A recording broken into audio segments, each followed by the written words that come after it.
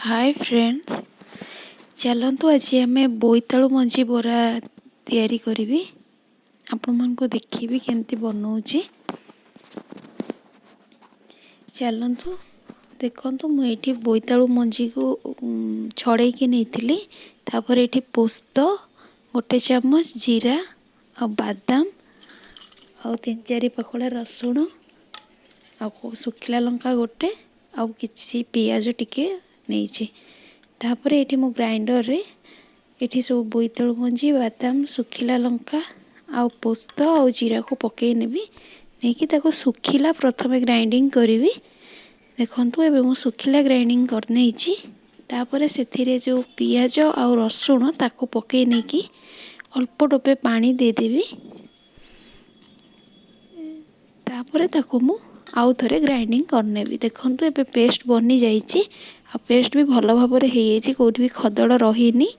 ताको एबे मो गोटे जगह को काढ़ी नहीं से हाफ चामच लुण पकई नेबी आउ हाफ चामच हल्दी गुंड आउ हाफ चामच लंका गुंड ताको एबे मु भल भाव में गोलई नेबी। देखंतु एबे मु ताको भल भाव में गोलई नहीं एबे ताको 2 मिनिट एमती छाड़ी देबी। तापर पैन मु गरम कर नहीं से एबे मु बरा पकेबी। देखंतु ताको मु एमती हाथ रे करिकी तापर ताको तावा रे थोईदेली। आपण मान जदि बोईतालु मंजी की वेस्ट करथुबे ताहले आपण निश्चय एई टाइप रो बनै की खाई परिवे।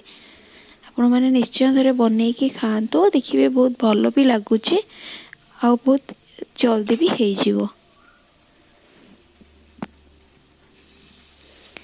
आपण माने जदि मो चैनल रे नुआ अछंती ताले प्लीज मो चैनल को सब्सक्राइब करिया को जमा भी भूलिबेनी, लाइक शेयर करिवे। देखंतु एबे मु बरा को सब पैन ऊपर रखीदेली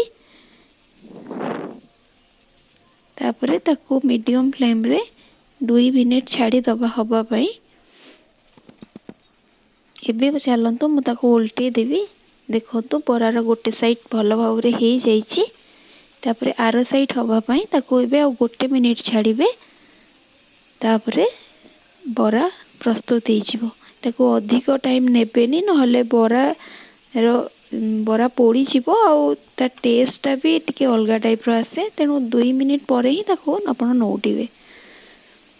देखंतु एबे बरा प्रस्तुत हो गलानी। तार आर साइड भी देखंतु भल भाव रे हेई जाईची। एबे मु ताको प्लेट को काढ़ी नेबी।